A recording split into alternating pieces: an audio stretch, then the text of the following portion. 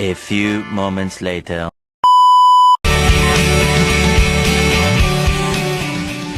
Saya Uya Kuya. Saya Eko Patrio. Saya Nafa Indria Urba. Saya Islam. Saya Sapol. Saya kan orang luar. Dari Setiawan, nomor MPN saya 2025 1450 0388. Kenalkan, nama saya Raji Muhammad, NPM saya 2025 14 500 464. Pada Yang terhormat Ibu Mima Risma SEMM, pada kesempatan hari ini kita akan menjelaskan tentang masa depan bisnis dan tren global.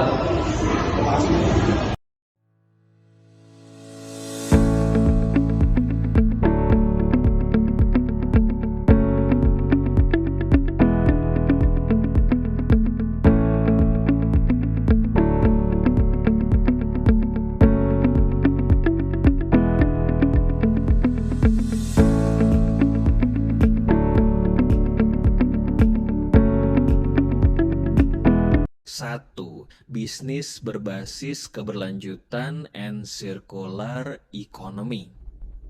Konsep utama, keberlanjutan, praktik bisnis yang memenuhi kebutuhan saat ini tanpa mengorbankan generasi mendatang.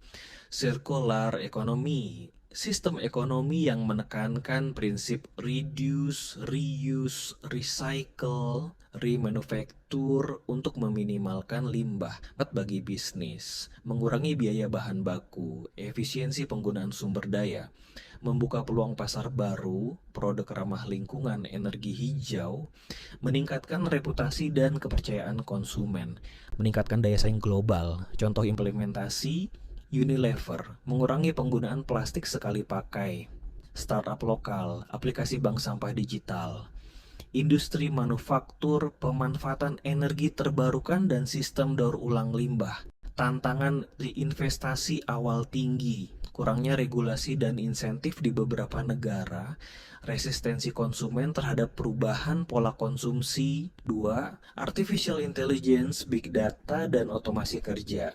Peran AI dan Big Data.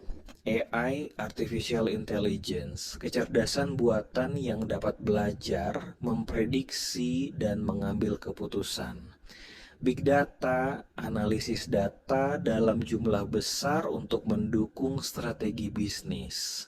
Dampak pada bisnis, efisiensi operasional, chatbots untuk layanan pelanggan, predictive maintenance, pengambilan keputusan cepat, analisis tren pasar, dan perilaku konsumen. Inovasi produk, personalisasi layanan, misalnya e-commerce, fintech, otomasi, penggunaan robot industri dan RPA, robotic process automation. Risiko dan tantangan, kehilangan pekerjaan karena otomatisasi, bias algoritma dan isu etika, privasi dan keamanan data, kesenjangan digital, digital divide. Perubahan iklim dan tanggung jawab bisnis. Dampak perubahan iklim bagi bisnis. Pertama, gangguan rantai pasok global, misalnya karena bencana alam. 2. Biaya tambahan untuk mitigasi dan adaptasi. 3. Risiko reputasi. Konsumen menuntut produk ramah lingkungan. 4. Regulasi ketat terkait emisi karbon dan ESG. Peran dan tanggung jawab bisnis. Mengurangi jejak karbon, carbon footprint. Kedua, investasi pada energi terbarukan. Menerapkan kebijakan ESG, Environmental, Social, and Governance. Program CSR, Corporate Social Responsibility, berfokus pada lingkungan. Contoh aksi nyata. Tesla fokus pada kendaraan listrik. Goto Group program karbon netral. Perusahaan sawit di Indonesia sertifikasi IRSPO Roundtable on Sustainable Palm Oil. Keempat, skill masa depan dan tantangan etis. Skill yang dibutuhkan. Pertama, digital skill, coding, data science, dan literasi AI.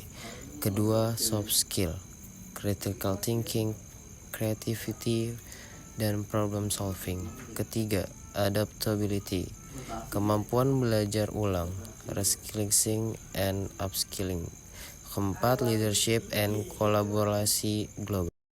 Tantangan etis. Pertama, privasi data, penyalahgunaan data pribadi. Kedua, keadilan sosial, resiko penggantian tenaga kerja manusia. Ketiga, bias algoritma, diskriminasi tak sengaja dari AI. Keempat, keberlanjutan, memastikan teknologi tidak memperparah kerusakan lingkungan. Solusinya, pertama, pendidikan berkelanjutan dan reskilling tenaga kerja. Kedua, regulasi etis dalam penggunaan AI dan data. Ketiga, kolaborasi antara pemerintah, bisnis, dan masyarakat. Keempat, mengedepankan prinsip human-centered teknologi.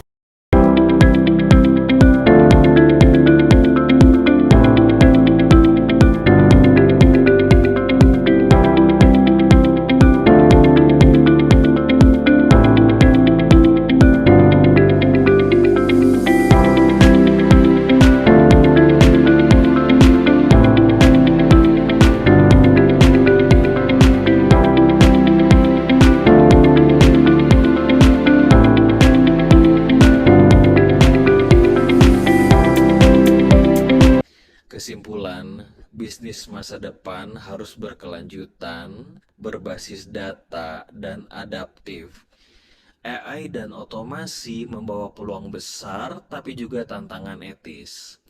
Perubahan iklim menuntut tanggung jawab nyata dari dunia usaha.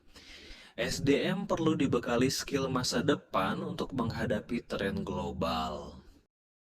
Oke guys, kita berdua akan menunjukkan video AI tentang ini.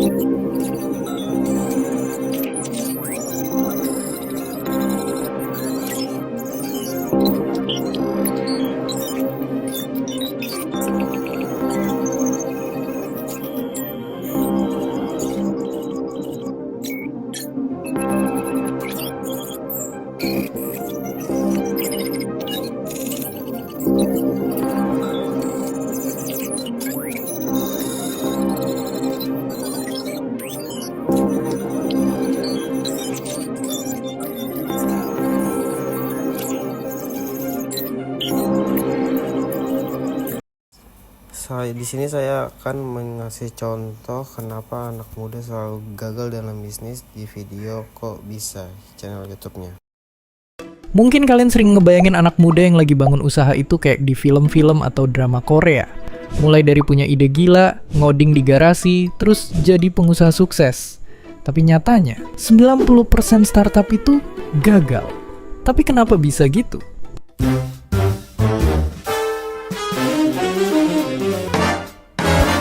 Oke, biar lebih kebayang, kita harus tahu dulu kalau gilanya ada segini banyak startup yang aktif di planet ini. Artinya, ada ratusan ribu startup lahir tiap hari, atau 95 startup per menit. Tapi sayangnya cuma sedikit banget yang bisa bertahan sampai lebih dari 10 tahun kayak mereka-mereka ini. Kenapa bisa gitu? Jawabannya bisa macem-macem. Penelitian dari lembaga satu ini nunjukin kalau alasan terbesar startup gagal adalah karena nggak bisa nyari investor baru, produknya nggak banyak dibutuhin orang, sampai kalah saing. Tapi kalau startup udah punya ide gila yang didukung investor dan punya banyak pelanggan, apakah udah pasti bakal sukses? Oke, coba lihat dua perusahaan besar ini. Dulu mereka sama-sama bakar uang gila-gilaan. Bikin gratis ongkir, ngundang grup idola negeri seberang, sampai ngasih diskon yang kadang buat kita gelap mata. Tapi hasilnya bertolak belakang. Startup ini berhasil sama ide awalnya, sedangkan yang ini harus ngubah ide dulu, baru bisa sukses.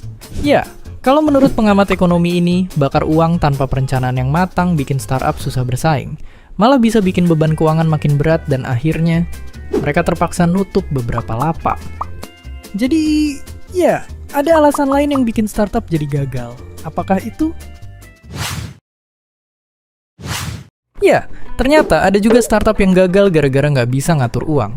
Mereka bisa jadi ngerasa aman pas udah dapet dana, dan anggarannya malah dipakai buat hal-hal yang kurang penting. Oke, bayangin perusahaan itu kayak mobil dan dana dari investor itu bensinnya. Kalau dalam mobilnya sendiri rusak, mau dikasih bensin segimanapun mobil nggak akan jalan. Selain itu, ada juga startup yang gagal gara-gara nggak punya visi dan cuma ikutan tren pasar sesaat. Atau ada juga yang nggak bisa nyesuaiin usaha sama kemajuan zaman. Ya, gilanya, lebih dari separuh startup yang sukses itu pernah ngubah arah bisnis mereka. Seenggaknya sekali sebelum berhasil, biar produknya lebih laku. Tapi ini emang nggak gampang, banyak perintis yang terlalu sayang sama ide awalnya sampai susah nerima kenyataan kalau ternyata idenya kurang. Oke, bayangin kita udah mau bikin startup. Investor ada, perencanaan matang, keuangan rapi teratur, ide jangan ditanya, gila banget. Kira-kira apakah udah pasti sukses? Oke, ayo coba tanya langsung ke ahlinya. Oke, kayak yang tadi udah dibahas sama kok bisa. Emang sebenarnya banyak banget yang nentuin keberhasilan startup. Tapi dari pengalaman gue ngeliat banyak banget perusahaan, especially di Indonesia ya. Kalau ditanya yang paling penting, menurut gue sekarang itu sistem operasional. FYI, ada 50 juta startup baru setiap tahunnya. Cuma sayangnya dari dulu sampai sekarang tuh sama. Failure rate-nya atau rate gagalnya itu 90% ke atas. Nah, soalnya gini, banyak startup yang idenya keren, duitnya udah diinvest sama investor dan target pasarnya pas. Cuma operasionalnya kacau. Analoginya kalian lagi memasak steak, dagingnya udah wagyu, bumbunya lengkap, wajannya dipakai mahal, tapi kalau masaknya asal-asalan, apinya kegedean, lupa diaduk, tetap aja gosong. Bukan karena bahannya jelek atau resepnya nggak enak, tapi karena cara masaknya berantakan. Terus biasanya gimana kalau bisnis itu mau sistemnya rapi? Di era sekarang, jujur jawabannya teknologi. Ada riset dari McKinsey bilang bisnis yang pakai teknologi buat operasionalnya bisa ningkatin produktivitas sampai 30%. Dan menurut gua, salah satu platform yang kalian bisa pakai, dan gua sendiri udah pernah pakai produk ini dari hampir 10 tahun yang lalu, namanya Odoo. Jadi hampir semua urusan usaha, mulai dari penjualan online, pengadaan barang, produksi, laporan keuangan, itu semua bisa di-manage dalam satu platform. Percaya deh, punya sistem operasional atau ERP yang sistematis, itu bantu bisnis kalian ke arah autopilot yang lebih realistis. Jauh lebih gampang buat di-scale up ke depannya. Jadi mungkin pesan terakhir gua, jangan berharap bisnis itu bisa grow kenceng kalau pondasinya di awal itu jelek. Analogi kayak rumah, kalau pondasinya jelek kita paksain 10 lantai, ujung-ujungnya roboh. Jadi kalau startup atau bisnis, coba kurangin pusingnya tapi makin banyak untungnya. Tapi menurut kalian gimana? Back to you, kok bisa? Oke, setelah dengar langsung dari ahlinya, mungkin kalian juga ikut penasaran. Ayo kita gali lebih dalam. Dunia startup itu geraknya cepet banget, jadi kerjaan harian harus semudah kayak nunjuk menu makanan.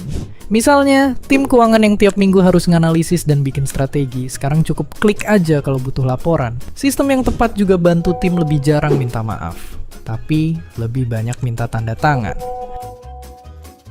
Odoo juga punya segini banyaknya aplikasi yang kehubung dalam satu sistem. Kerjaan makin efisien tanpa ada drama miskom antar tim. Nggak perlu coding, langsung siap pakai, dan bayar satu untuk semua aplikasi.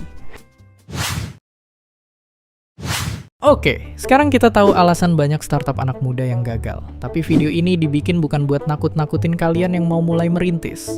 Karena justru dengan belajar soal kegagalan, kita jadi bisa ngehindarin lubang yang sama. Dan seperti biasa, terima kasih.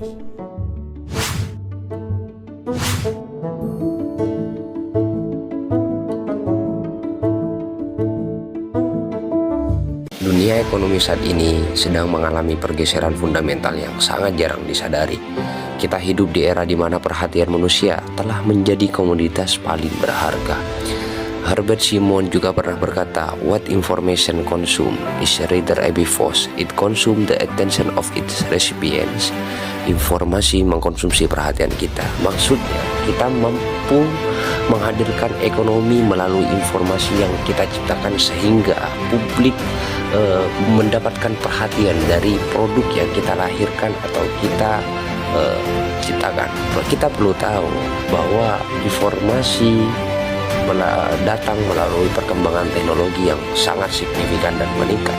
Kita perlu mempercepat pengembangan bisnis kita dengan kemajuan teknologi yang sudah berkembang hari ini, dan mari kita ciptakan masa depan ekonomi yang lebih baik.